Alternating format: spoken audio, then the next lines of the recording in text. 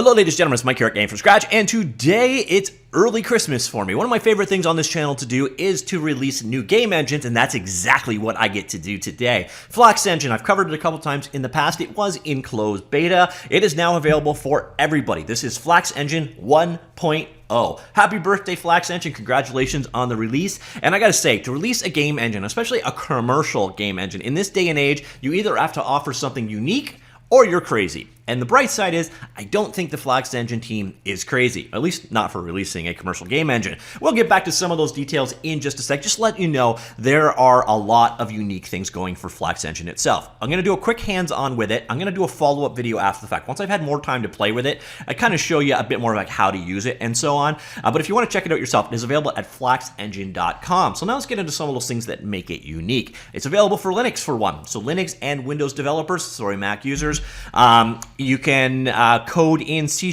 you can code in C++, and you can code in their own visual scripting language. In some ways, it kind of feels a bit like a lightweight Unity, sort of like a Stride, but with C++ support there. There's a lot to be impressed by with this one. So what we're going to do is we're going to jump into a quick hands-on with Flax Engine, and then we'll come back to some of the details in the 1.0 release. Look at some of the features of this engine, some of the licensing terms, about the source code, that it's not open source, but it is source available. Very similar to the way that Unreal Engine is set up. There is a lot to like today. So let's go take a look at Flax itself. Now, Flax has a launcher. One of the cool things that they did with this launcher base, when they moved away from the private beta, no more need to log in. So you can just download the launcher and then you install a version of the engine. The engine is still pretty lightweight. The launcher was like 50 megabytes and the engine downloaded almost immediately. And then you can get a number of different template projects to bring down. By the way, if you are on the Flax Engine team, what I would highly recommend is you release some of the really graphical stuff that you're showcasing in your showcase. It makes your engine look so much better than these demos. Now, these demos are great for learning, but you need some eye candy out there. So I would recommend releasing one of those projects to the public. But what I'm going to do, closest I can get, I'll show you the graphics features demo here. And here we are loading up the editor on the wrong screen. All right, come on. You got this. Over to the right screen, people. All right, here we go. So now we are on the proper monitor. This is my kind of messed with version of the Flax editor. All right, there we go, back to the default settings. This is pretty typical navigation for moving around and so on. You just use standard WASD keys to look. And this is a graphic demo. This demo showcases some of the capabilities of this engine from a graphical perspective. So you can kind of go around and see it's got global illuminations, screen space ambient occlusion, screen space reflections, environment probes, depth of field, bloom, lens flares, color grading, post VFX volumes, like you can see if you walk into them. Realistic sky, which actually doesn't seem to do anything. I'm not sure what's up with that one. Volumetric fog, lights, area lights, light fall off, IES profiles, constructive solid geometry, picture-in-picture, decal or decal support. Yes, my two favorite words are here. Plus, we'll get to the other one when I get to the foliage editor. All right, so anyways, this is a pretty typical setup. It does really remind me in a lot of ways of the Stride user interface. Now, there are some bugs I've encountered for sure. It is a 1.0 release, and apparently the developers are doing a pretty good job of squashing them while they get there. For example, I have trouble getting to these two menu items for some reason. So if I just go to it, I can't open it up. Hopefully that kind of stuff gets fixed quickly. Also, it seems to globally block my copy and paste. So while it's running, copy and paste don't seem to work in other applications. But those are the kind of things, again, they will definitely be fixed in time. Everything you are seeing in the world here, if we select something, you will notice it is a pretty typical component-based setup. Your scripting is attached, so we can add a script directly on here. So we've got a number of different scripts that were created. The scripting language out of the box is C#. You will notice there is an option over here. You can generate your scripts project, or you can open your scripts project. I'll go ahead and open that up. That is a Visual Studio thing. While that's loading in the background, you see over here, it's your typical scene graph. Down here you have material and shader support. We can double click any one of these. You will see there is a visual shader creator built in here for, visually creating materials. Pretty standard feature these days, but it does a good job of it. It's useful to work with. It's definitely nice in that regard. We've also got the ability at the same time to do visual scripting. I'll get back to that in just a second. So here we are now in Visual Studio. You'll see we'll ignore build scripts. Our project here is the graphics features tour, and you can notice here we have a number of various different scripts. So here, for example, here's the camera TV. So if I go back here, that is the one controlling this guy, right? Oh, is it that one? I think it's this one right here. So one of these guys is going to have, let's grab the TV. Yeah, see, so the TV, you can see, has a camera TV script attached to it. You could pass parameters across two scripts pretty easily. So here we are in the other end. So you can see they're using attributes to limit the range that the resolution can go to. And then we go back over here. You'll see there is the resolution. And I'm not going to be able to go under 1 or above 2000 as an example. Pretty straightforward. You've got a number of different callbacks, things like on enable, on update, on disable. So various points through the game's life cycle, it calls back into the C# code. So yeah, you've got C# support here for handling things. This is inherited from script.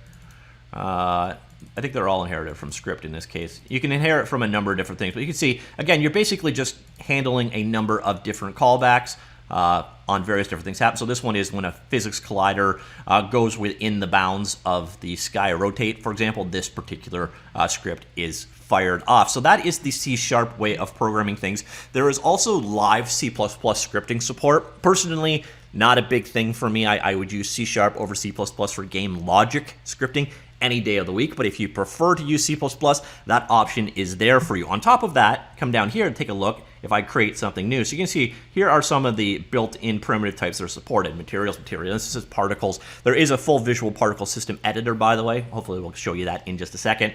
And we also got, you'll notice right down, oops. So again, this is another one of those little things that you should tweak, is the menu system is a little, come on. So I got to go over this invisible menu and up to get there. Again, small things that are pretty easily fixed, but they are a little frustrating, to be honest.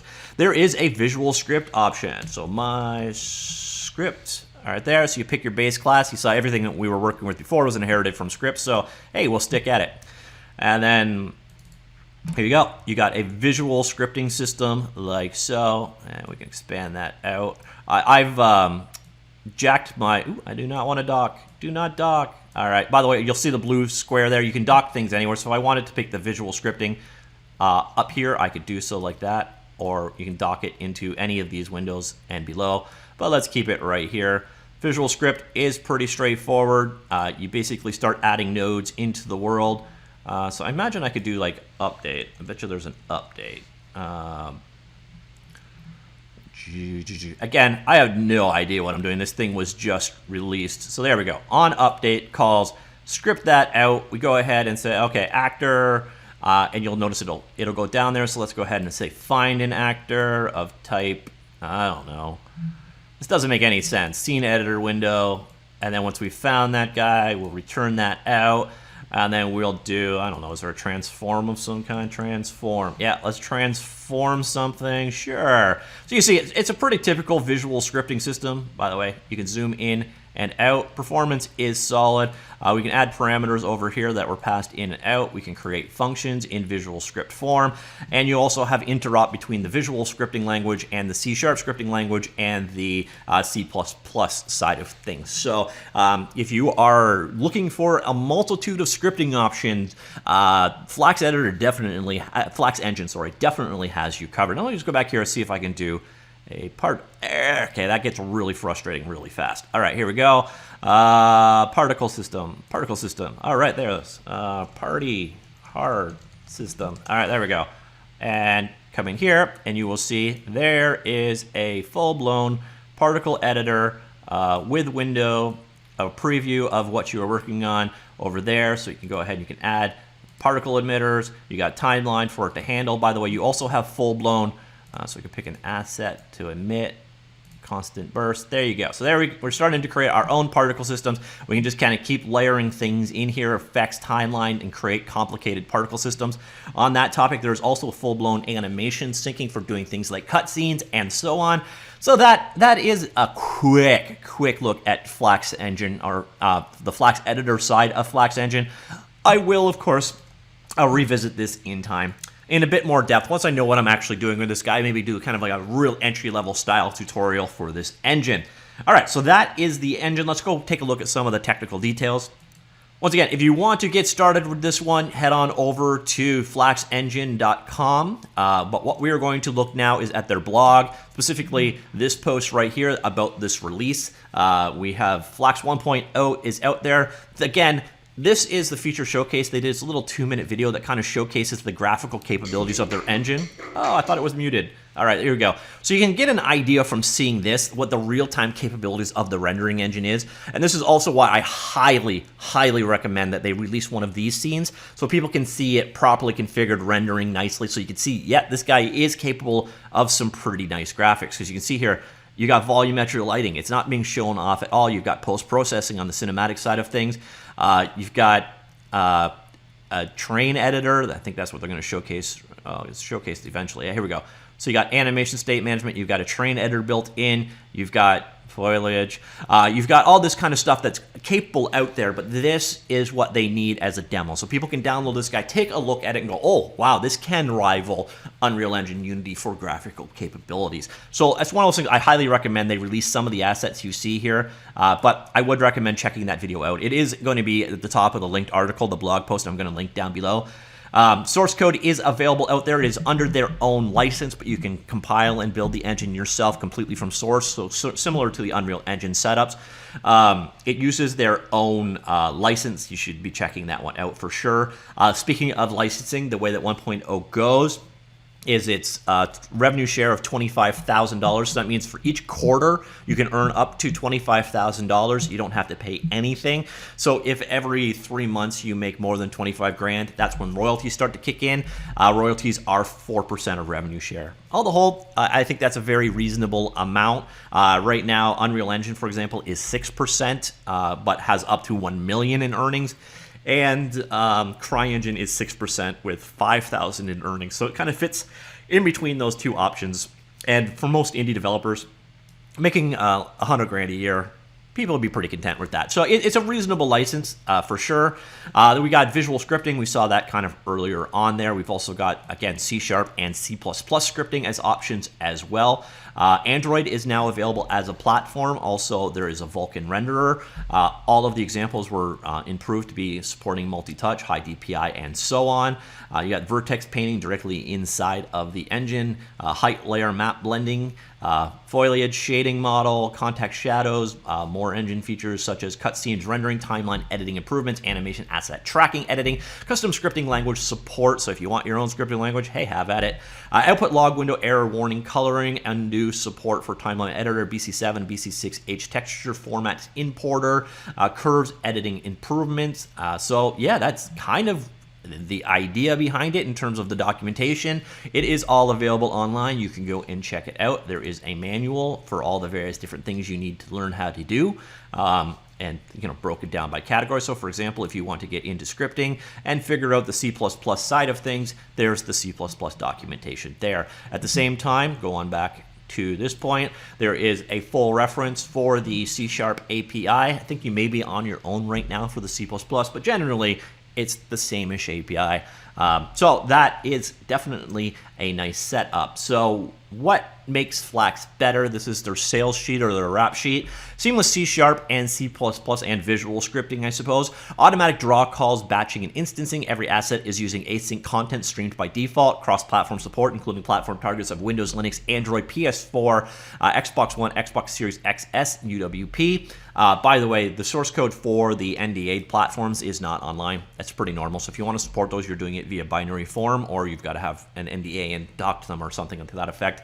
GPU light map baking, visual scripting, VFX tools, nested prefabs, gameplay globals for technical artists, open world tools, terrain foliage, fog level streaming, so on. A hot reloading of C# and C++ directly in the editor. Full source code is available. Direct communication and help from the engine devs, and lightweight development. You can clone and compile this whole thing in less than 3 minutes. So definitely an interesting looking project. It's got a very straightforward licensing thing. They are here competing. They've got a lot of competition right now in terms of commercial engines.